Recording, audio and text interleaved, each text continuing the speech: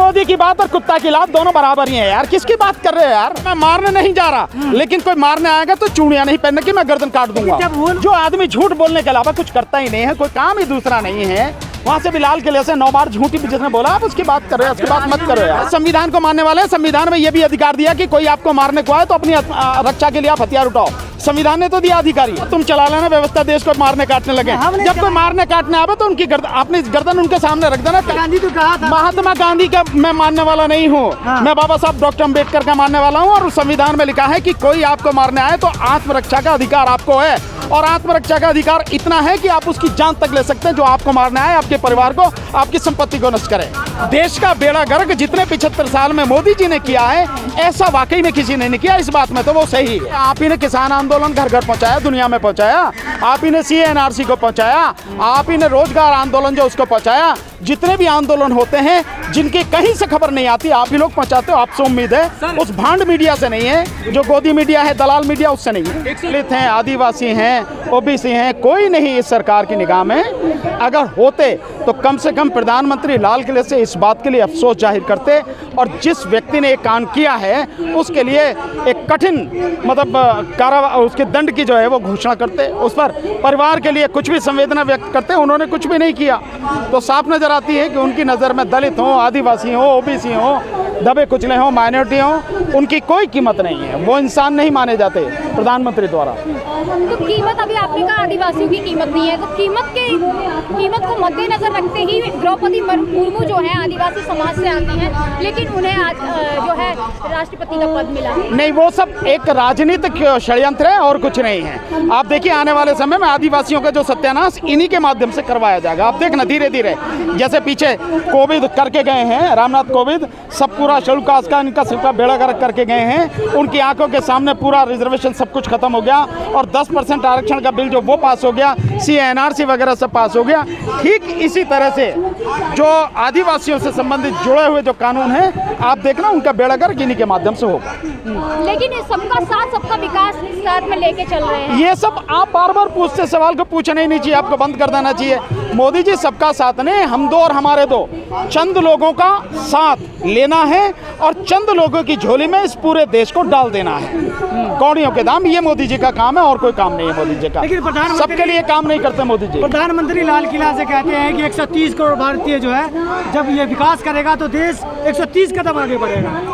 यार ये नौटंकी और इस तरह की भाषा, ये ड्रामे बहुत हो गए हैं। 130 करोड़ कदम चलने से नहीं होगा, लोगों के लिए काम करने से होगा। ये नहीं कि 500 करोड़ रुपए आपने झंडे पे, क्योंकि हर घर झंडे पे खर्च कर दिए।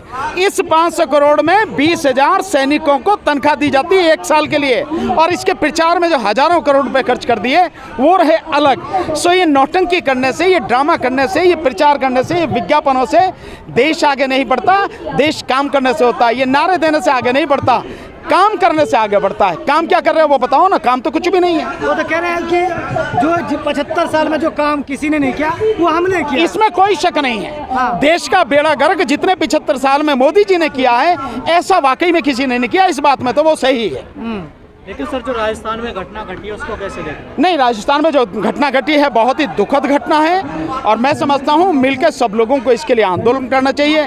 आज मैं भी इसीलिए यहाँ पर आया हूँ कि जो मुझे पता लगी कि यहाँ पर उस सिलसिले में आंदोलन है, सो आंदोलन होना चाहिए और वहाँ भी राजस्थान में भी आंदोलन होना चाहिए, देश भर में आंदोलन होना चाहिए, आवाज़ उठनी चाहिए। और जो अपराधी है वो टीचर जो है उसको बाकायदा 302 का मुकदमा दर्ज हो, उसका मुकदमा चले और फांसी की सज़ा होनी चाहिए। ये रेयरेस्ट इंटू रेयर अपराध है। सर ये वही राजस्थान है जहाँ पर कन्हैया लाल जैसे का जब हत्या कर दी जाती थी तो यहाँ पर यही संसद मार्ग है और यही जंतर मंतर है। पूरा पैर रखने की जगह नहीं थी, यहाँ पर लोग जुटे हुए थे। लेकिन हमारे समाज की मतलब ये जो लोग हैं दलित समाज से हैं वो लोग यहाँ दिख ही नहीं रहे हैं। तो ये दलित समाज की कमी है ना। आप ये देखिए कि वो अपनी राजनीति के लिए कहीं भी इकट्ठे हो जाते, तो आप क्यों नहीं इकट्ठे हो? तो जब आप पे अत्याचार होता है, वो तो उनकी राजनीति थी, वो उनका आदमी नहीं था, वो आदमी तो OBC का ही था, लेकिन उनकी राजनीति के तहत वो यहाँ पर इकट्ठे हो गए। आपका अपना भाई बच्चा पाक गया है और आप उसके लिए इकट्ठे नहीं हो सकते, तो क्या कर सकता व्यक्ति? ये तो आपकी कमी है। ऐसी घटनाएं सामने आती हैं कि आज़ादी के महोत्सव का कोई मतलब नहीं, कोई मतलब नहीं है। और ये घटनाएं, मैं बार बार कहा है, ये घटनाएं तब तक चलती रहेंगी जब तक आप मारना नहीं सीखोगे। ये तब तक चलेंगे जिस दिन आप मारना सीख जाओगे, कोई आपके खिलाफ कुछ नहीं कर सकेगा। ये बात जो है, जो मनुवादी लोग हैं वो भी कहते हैं कि हथियार उठा लो, मोबाइल छोड़ के आप भी ये बात कह रहे हैं, तो इसमें क्या दिक्कत क्या है? कि कोई फर्क नहीं है भाई। क्या उसका फर्क है कि वो हथियार उठा के हमें काट के चले जाएं तो हम बिल्कुल गाय की तरह, बकरी की तरह बैठ के गर्दन कटवाते रहे, या वो हथियार उठा के? हाँ, संविधान को मानने वाले हैं। संविधान में ये भी अधिकार दिया कि कोई आपको मारने को आए तो अपनी रक्षा के लिए आप हथियार उठाओ। संविधान ने तो दिया अधिकार, ये आईपीसी ने तो दिया ये अधिकार। वो 8 साल का बच्चा क्या करता सर? नहीं, 8 साल का बच्चा नहीं करता, उसके परिवार वाले लोग हैं, समाज के लोग हैं, आवाज तो उठा सकते हैं कि उसके खिलाफ FIR हो, 302 का मुकदमा हो और वो जेल जाए। ये तो काम कर सकते हैं। पुलिस लाठी चार्ज करे उनके सर। कोई बात नहीं, कितने लोगों पर करेगी? हमारी आबादी कितनी है? हमारी आबादी कितनी है उसके हिसाब से लड़ो। हमारी आबादी 40 करोड़ से ज्यादा है। पुलिस वाले इतने लोग हैं क्या? इतनी लाठी बरसाएंगे? ये हम डर रहे हैं, वो अलग बात। सर एक दूसरे को लोग काटने मारने लगे, देश की व्यवस्था कैसे चलेगा? भैया तुम चला लेना व्यवस्था, देश को मारने काटने लगे। जब कोई मारने काटने आवे तो उनकी अपनी गर्दन उनके सामने रख देना, काट ले गर्दन में। गांधी तो कहा था, महात्मा गांधी का मैं मानने वाला नहीं हूँ। मैं बाबा साहब डॉक्टर अम्बेडकर का मानने वाला हूँ, और संविधान में लिखा है कि कोई आपको मारने आए तो आत्मरक्षा का अधिकार आपको है, और आत्मरक्षा का अधिकार इतना है कि आप उसकी जान तक ले सकते हैं। जो आपको मारने आए, आपके परिवार को, आपकी संपत्ति को नष्ट करे, इतना भी अधिकार है। तो मैं मारने नहीं जा रहा, लेकिन कोई मारने आएगा तो चूड़ियां नहीं पहनने की मैं गर्दन काट दूंगा। जब वो लोग बोलते हैं तो फिर विवाद क्यों हो जाता है? कोई बात नहीं, कौन बोल रहा? कौन विवाद कर रहा है? कौन विवाद कर रहा है? मोबाइल फेंको, किसने विवाद किया? बोलो बोलो, बोल रहे हैं वो, इसमें क्या दिक्कत है? बोल रहे हैं वो तो। लेकिन सर राहुल प्रियंका सबको न्याय दिलाने जाती है, राजस्थान में नहीं जाते हो न्याय दिलाने? जाके बोलो भैया, उनके दरवाजे पे जाओ, जाके तुम सबको न्याय दिलाओ। दलितों से क्या दिक्कत है? जाओ उन्हें भी न्याय दिलाना। बोलो आप सारे जाके मीडिया वाले। यूपी में तो दलित को न्याय दिलाने चले जाते हैं, राजस्थान में नहीं जाते। तो राजस्थान में क्योंकि उनकी सरकार है इसलिए नहीं जा रहे होंगे, इसलिए तुम जाके कहोगे तुम्हारी सरकार है इसलिए नहीं जा रहे क्या? भाई राजस्थान में, भाई यूपी में जा रहे हो तो राजस्थान में भी जाओ। अन्याय जहाँ हो रहा वहाँ जाओ ना, भेदभाव क्यों कर रहे हो? नहीं तो जो बहुजन नेता वो भी तो जमीन पे नहीं उतरे अभी तक। तो आप उनसे बहुजन नेताओं से कहो जमीन पे उतरो भाई आप। मैं तो जमीन पे हूँ ना, आपको मैं तो दिख रहा हूँ ना जमीन पे, यहाँ खड़ा हुआ। दलित लोग कहते हैं कि बहुजन वोट है, वो बहुजन को जाता है नेताओं को। यही तो दिक्कत है कि जब उन्हें जरूरत होती है उनकी कि वो सड़क पर आए, इकट्ठे हों, संघर्ष करें, तब वो नहीं नजर आते हैं। नतीजा सामने है। सर आखिर क्या करे? दलित मूंछ रखे तो हत्या, घोड़े पे चढ़े तो हत्या, अच्छे कपड़े पहने तो हत्या। देखो भाई, सबसे पहली बात है कि अपने आप को एजुकेट करो, शिक्षित करो, और दूसरा है कि संगठित हो। अकेले अकेले रहेंगे, बिखरे रहेंगे तो यही हाल होगा। इकट्ठे हो जाएंगे, शिक्षित हो जाएंगे, फिर इसका मुकाबला किया जा सकता है। रोहित वेमुला भी तो शिक्षित होने गया था, कोई दिक्कत तो, लेकिन उसके बाद में आंदोलन हुआ ना। रोहित वेमुला के बाद में कितना बड़ा आंदोलन हुआ भाई।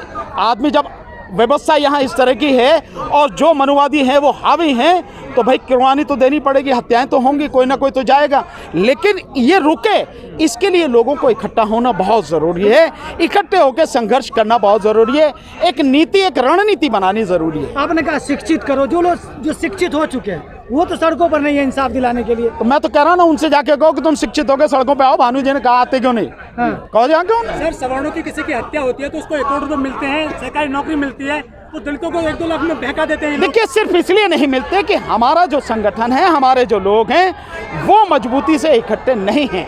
जिस दिन इकट्ठे हो जाएंगे आपको भी 1 करोड़ रुपए मिलेंगे, बशर्ते आप इकट्ठे हों। ऐसी है उन पार्टियों की। नहीं, पार्टियों की मानसिकता तो कहने की बात कहाँ है। कोई भी पार्टी हो, हमारे प्रति मानसिकता उनकी ऐसी ही है, हमेशा रहेगी भी। आप उसे बदलने वाले नहीं है। ये तो हमारी ताकत पर ही निर्भर है कि हमारी ताकत होगी तो हम उनसे जो अपना हक ले लेंगे। इसी सरकार ने 50 लाख दिए थे कन्हैया को।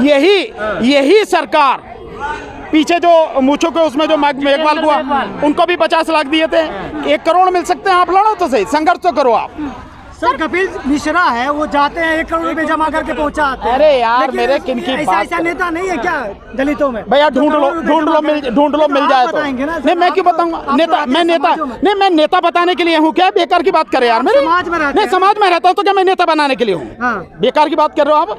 भाई जो नेता है ढूंढो ना, आप मीडिया के आदमी हो, सड़क पर रहते हो, ढूंढो जो कि भैया जिसकी जेब में 1 करोड़ है वो जाके देखे हो। छुटकारा कैसे पाए इन चीजों से? छुटकारा सिर्फ इसी तरह से होगा कि जो लोग घरों में बैठे हैं उनको बाहर आना पड़ेगा, इकट्ठे होना पड़ेगा, हमें एजुकेट होना पड़ेगा जैसा बाबा साहब ने कहा, और मनुवाद को हमें पूरी तरह से छोड़ना पड़ेगा।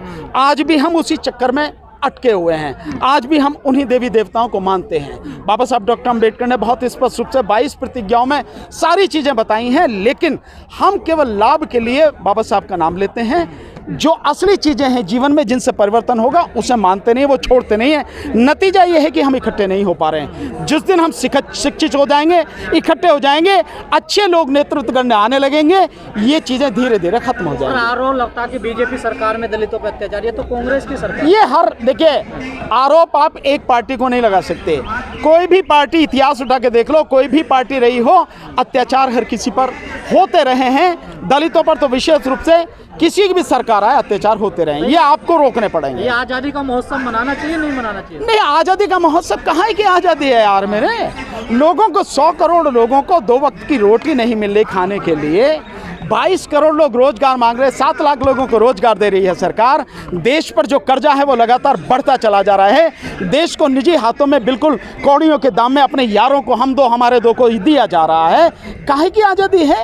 आज़ादी तो मोदी जी के लिए, जो 4 करोड़ रुपए विज्ञापन में एक दिन में खर्च करते हैं अपना चेहरा दिखाने के लिए, मौज ले रहे हैं, उनके लिए आज़ादी है। बाकी लोगों के लिए क्या आज़ादी है? सरकार अमृत, हाँ अमृत, वो तो कुछ भी बांटे भाई, उसके उसमें क्या है, कुछ भी बांट दो। सर, जब कन्हैया लाल के लिए जब यहाँ पर लोग एकजुट हुए थे, बीजेपी के कार्यकर्ता थे, यहाँ पर देश के गद्दारों को गोली मारो डैश डैश इस तरीके के नारे लग रहे थे और उनकी एकता दिखाई दे रही थी, लेकिन बहुजन एकता है ही नहीं, ना नेता खड़े होते हैं, ना कोई दिखता है। तो ये समस्या बहुजनों की है, ये किसी और की समस्या नहीं है। अगर बहुजन नेता इकट्ठे नहीं हो रहे, समाज के मसले पर भी इकट्ठे नहीं हो रहे, तो ये समस्या बहुजनों की है, समाज की है, उन नेताओं की है।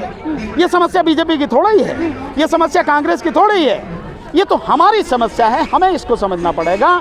इसलिए मैं बार बार ये बात कह रहा हूँ कि हम लोगों को, अच्छे लोगों को बाहर आना पड़ेगा, अच्छे लोगों को साथ देना पड़ेगा, संघर्ष करना पड़ेगा मिलकर। लेकिन सर, मोदी जी ने एक बयान दिया था 2016 में कि मेरे दलित भाइयों को मत मारो, चाहे मुझे मारो। अरे मोदी की बात और कुत्ता की लात दोनों बराबर ही है यार, किसकी बात कर रहे हो यार?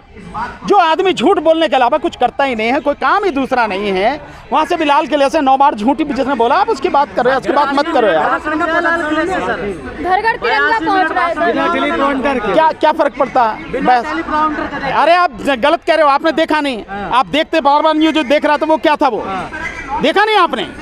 जो माइक जहाँ लगा, जो स्टैंड लगा था माइक का, उस स्टैंड पे क्या लगा था? वो या तो कागज से या टेलीप्रॉम्प्टर था, कुछ तो कुछ था ही ना वहाँ। उससे अरे मीडिया तो गुलाम मीडिया, उनका क्या दलाल मीडिया, क्या बात करनी है? वो भांड मीडिया है, उन्हीं के लिए काम करता, अपने आकाओं को खुश रखने के लिए काम करता, उसकी क्या बात? तो मीडिया से कोई उम्मीद नहीं आपको? नहीं, आपसे उम्मीद है, उस मीडिया से नहीं जिसकी आप बात कर रहे हो। आपसे उम्मीद है भाई, आप ही ने किसान आंदोलन घर घर पहुंचाया, दुनिया में पहुंचाया, आप ही ने CNRC को पहुंचाया, आप ही ने रोजगार आंदोलन जो उसको पहुंचाया, जितने भी आंदोलन होते हैं जिनकी कहीं से खबर नहीं आती, आप ही लोग पहुंचाते हो। आपसे उम्मीद है, उस भांड मीडिया से नहीं है, जो गोदी मीडिया है, दलाल मीडिया, उससे नहीं है। 101 दलित सांसद भी है सर, वो कहीं ट्वीट नहीं कर रहे हैं। अरे वो दलित सांसद नहीं है, वो गुलाम है, वो गुलाम है। वो अगर वो सांसद होते और समाज के बीच के होते तो समाज की बात करते। वो जिस पार्टी में, उस पार्टी के बंधुआ मजदूर। आयोग भी तो कोई कदम नहीं उठाता ऐसी घटना पर। सब जगह भाई ऐसे ही आदमी सब जगह बिठाए जाते हैं जो गुलाम हो और जो सरकार के हिसाब से काम करें, समाज के हिसाब से नहीं। राष्ट्रपति भी आदिवासी हैं, क्या फर्क पड़ता है? पीछे भी तो था वो, जिसको सीढ़ियों पे नहीं चढ़ने दिएगा मंदिर पे, वही तो था पीछे। जिसने जो उसके जो 10% आरक्षण था आर्थिक आधार पर संविधान के विरोध में, उस पर भी साइन कर दिए, CNRC पे साइन कर दिए, उसकी बात करो। ऐसे ये निकलेंगे, इसमें क्या फर्क पड़ता है?